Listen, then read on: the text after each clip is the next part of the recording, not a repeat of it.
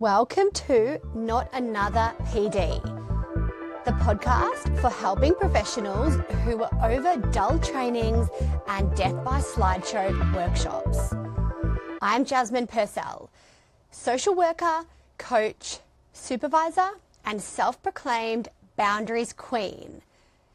Each week, you'll hear real, honest conversations, sometimes solo, sometimes with expert guests.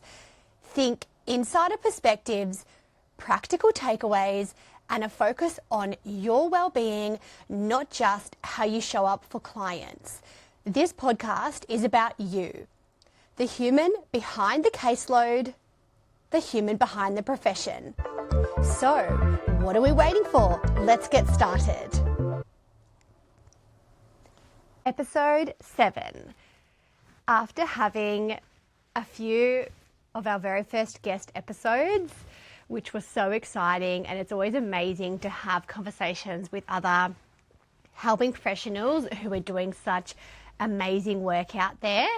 Now we're back with another couple of solo episodes, and today's conversation is all around some of the career mindset challenges that we have as helping professionals. And particularly if we're at transition points in our careers as helping professionals, so it could be from student to early career practitioner, it could be that you're a really experienced practitioner, but you're moving from one role to the next or one field of practice to a totally different field of practice. This episode is for you if you've been struggling with some of the mindsets around your career transition. So it could be moving in between even different roles in your organization.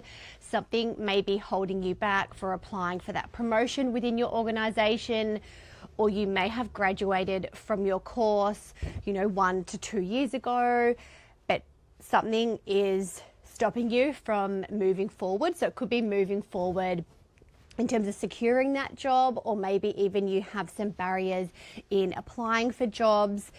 This episode is all around some of those mindset challenges we have. And these could look like limiting beliefs, not believing in our own ability. If we studied for a long period of time, there could be that identity shift that we struggle with, that identity shift from student, from learner to professional, and that can have its own challenges as well. I've seen that quite a lot, and like a lot of you, I've struggled with this as well. It's quite common for us as helping professionals to already be working in the sector, and then we're completing further studies, either to upskill or to formalise the skills we've acquired in our professional roles. So we're wanting to formalise that in the form of a degree or a diploma. This was the case for me. So I was completing my Master of Social Work, and I was already working in the sector. I was working in a role in child protection at the time. And I remember it was quite difficult for me to firstly transition from the mindset that went with transitioning from professional to learner/student. That was the first shift that I really had to make. And then once I completed my Master of Social Work, shifting back from student learner mindset to then graduate social worker.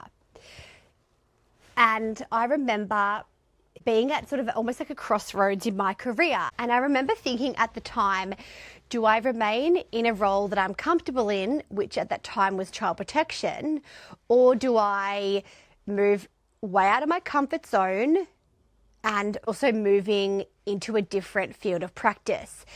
And it was quite difficult for me in terms of my own mindset, because I kept thinking, well, I have all these years of experience in the sector already, yet I was also still eligible to apply for graduate social worker positions. So there was definitely like a mismatch occurring in which, yes, at that time, I think I had at least 4 years experience working in the community services sector, but then to still be considered a new graduate social worker. And it all came to, I guess, to my realisation when I applied for my first graduate job as a social worker. And it was in another government department. And for those of you who've worked in government roles, they have salary bands. So you tend to start at the bottom of the salary band. I didn't know that at the time. And then as you progress and you get more experience, you'll move up to the top of that salary band. So it's essentially a salary range. And I remember having a conversation with the hiring manager, trying to justify why I don't think I should be starting at the bottom of the salary band. Because first it was a pay cut to what I was used to, what I'd come from. And then also it wasn't factoring in that I'd had years of experience prior to completing my social work degree. I wasn't successful in my negotiations, but it's worth a shot, right? And at that moment, I realised that although we have so many transferable skills, even if you're brand new to community services sector, after completing your qualification, you still do have a lot of transferable skills that you bring into the role. So if you have done any customer service role, hospitality, babysitting, any other role where you're working with people, any role at all, there's always transferable skills. It's important that we talk about this because there will be times where we need to self-advocate for different roles that we may not have done that exact role previously. We may not tick off every single one of the key selection criteria, but this role really interests us.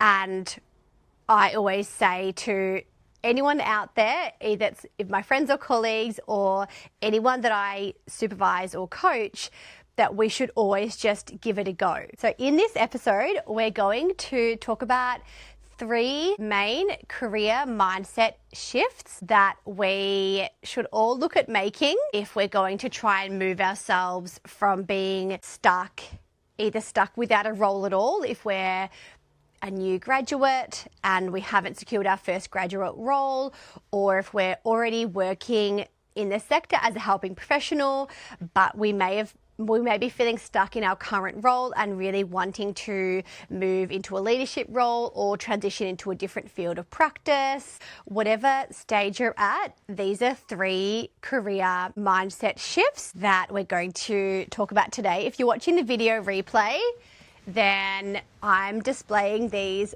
for you all on a board, I guess.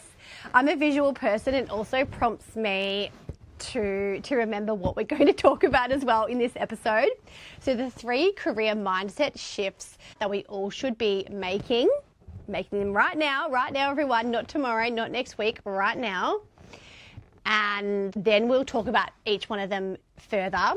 The first one is transferable skills are real skills. The second one is rejection isn't final. The third one is confidence grows when we take action. So I'll put that board down now, but if you're watching the video, you can see me holding up the board, and I tried to write as big as I could and as straight as I can, but I'm not amazing at writing without lines or writing on a whiteboard, so bear with me. So the first one is transferable skills are real skills. This is a huge one for me. And I've had quite a lot of people reach out to me via, the various social media platforms or email, and they'll often say to me that they want to apply for a particular job, but they don't tick all the boxes. They don't tick all those boxes for the key selection criteria. And I remember hearing on a podcast once, and I can't remember the name of it to give them credit, but it really resonated with me. And they said that if you're looking to grow in your career and you're wanting to move to the next step, you should be looking to apply for jobs where you don't currently meet all the key selection criteria.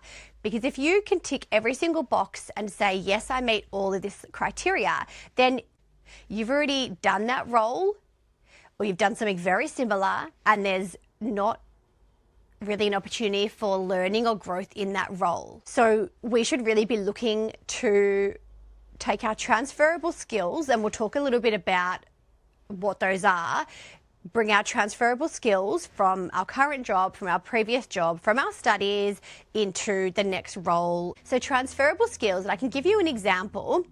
Prior to working as a social worker and working in the community services sector, I had a role at a bank call centre.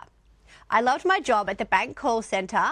I met some amazing people, the hours were flexible, and I found myself loving the interaction with the customers, and also loving the challenge of having sales targets to achieve. But it certainly, like most roles, came with its challenges, which included learning how to remain really calm and regulated when customers were calling and very heightened, emotionally dysregulated. Understandably, we're talking about people's money here. I would be exactly the same if I thought that someone had, stolen my money, or that the bank hadn't stopped my credit card and I had fraud. So I guess when we're talking about money, it's one of those topics that can get people quite emotional, and understandably so. So I was in that role for 4 years, and then once I eventually moved out of that space and started working in the community services sector, I'd initially thought, well, what skills do I actually have already that if I'm asked in a job interview, can you provide a scenario of when you've done X, Y, Z?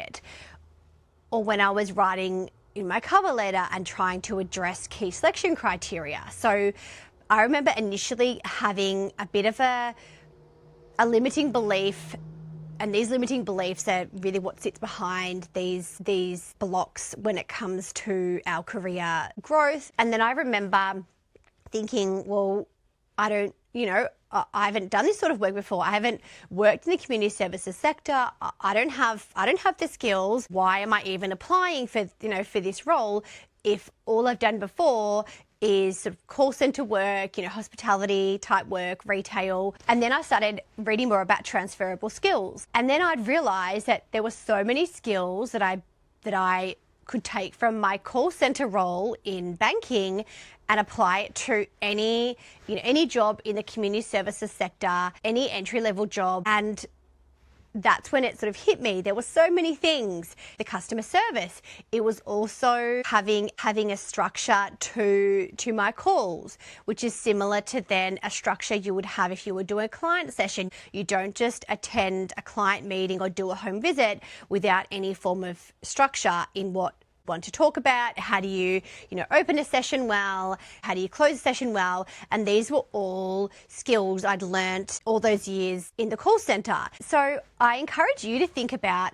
what roles have you done previously? What are some of the skills you learned there that you can directly apply to the role that you're looking at?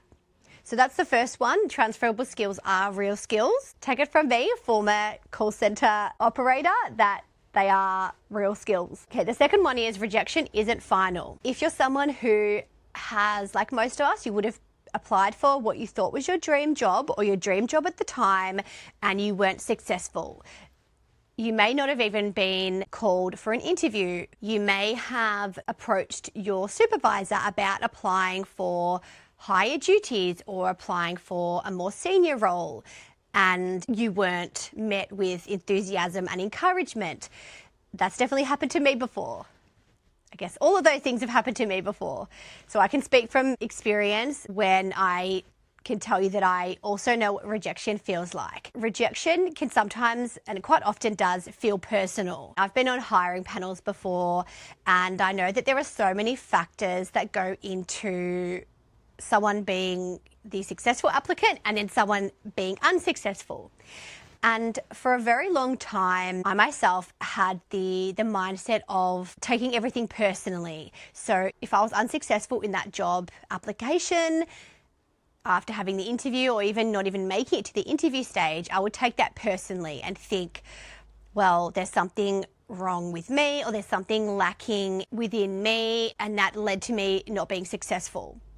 But having been in leadership roles and also on hiring panels and doing a lot of career coaching with a lot of you lovely helping professionals out there is that I now realize that rejection is not personal. We need to move away from considering it to be like a personal attack on our qualifications or our expertise or even our personality or something else about us. It rarely is personal, and it often has to do with that there was someone else who applied that had a little bit of an edge over you. It may have also been, and this is something that commonly happens sometimes, and this has definitely happened to me, but sometimes there's somebody in that organisation that's already acting in that role. They are steps ahead of you because they've actually been able to demonstrate how good they are at fulfilling those job requirements. It's really freeing when we finally can acknowledge that rejection is very rarely personal. And then the third one is, I'm really trying to keep these episodes under 20 minutes. We'll see how we go with time. Then the third one is that confidence grows when we actually take action. And if we've been rejected before, which we all have been, if we're doubting some of those limiting beliefs, if we think that we don't have enough skills or we're not good enough or someone else is more skilled than us, and these are all, narratives that can play out in our head, and sometimes it also impacts our confidence. And you can feel unconfident about something, but take action anyway. It's called do opposite action. Any of you are familiar with DBT, dialectical behavioural therapy. So they talk about in DBT, do opposite action. If you've applied for a job and you were unsuccessful, instead of hibernating at home and throwing your hands up in the air and saying, well, I wasn't successful, I'm not going to try anymore, I'll just stay in the current job that I despise, or although I'm a graduate social worker, counsellor, psychologist, whatever your profession is, even though I've got this qualification, I'll just stay in my role as a support worker, as an administrative assistant, as a, whatever your role is that doesn't require the level of qualifications that you have. I'll just stay in this role because, no one's going to hire me anyway. I'll sort of be stuck here forever and not feel confident to move forward. Doing opposite action is, despite the fact that you may just want to hibernate and not be rejected anymore, it's like doing the opposite thing. So taking the total opposite step that you can take in the total opposite direction. So if you don't feel confident, you just want to hide, you don't want to even submit your resume or application to anyone else, any other organisation, well, you just do it anyway. So you just take the opposite action of what you think that what you want to do at that time. Even if that fear of rejection remains, the fear of rejection will always remain, but we can still take action, we can still move forward. You may have been rejected by a particular organisation or company before. Instead of blacklisting that company, unless you really don't want to work for them, that's another story. But say if you're still keen to work at that organisation, despite the fact that they've rejected you before, take the opposite action and apply again. If you're someone who is still in your, say, support worker job, even though you've now finished your social work qualification and you've been rejected by numerous organisations for a graduate social worker position, well, take opposite action and move forward. Keep applying. Seek support if you need to, because some of these mindset shifts, we need more than this podcast episode to shift our mindset, especially if we've had these career mindset blocks for a long period of time. These become sort of our internal voice, our internal narrative that says that you don't have the skills or you're not good enough or they're just going to reject you anyway. These things can be a bit difficult to shift. Sometimes we do need support as well. So seek support where you can around some of these career mindset blocks that you experience. Just to summarize again, I've got my board up again if you're watching the video, just to remind all of us, the 3 career mindset shifts that we all need to be making for us to be able to move forward in our helping professional careers are, number 1, transferable skills are definitely real skills. Number 2, rejection isn't final. And it's also rarely ever personal. And 3, confidence grows when we take action. We spoke about taking opposite action to what we really want to do, stepping outside of our comfort zone, everyone. And if it has been helpful, I'd love you to send me an email or a DM and let me know. I would absolutely love to hear from you. Thank you so much for listening to Not Another PD. If today's episode resonated with you, share it with a colleague who could use stronger boundaries, less burnout, and more balance. And don't forget to subscribe. Until next time, keep saying yes less.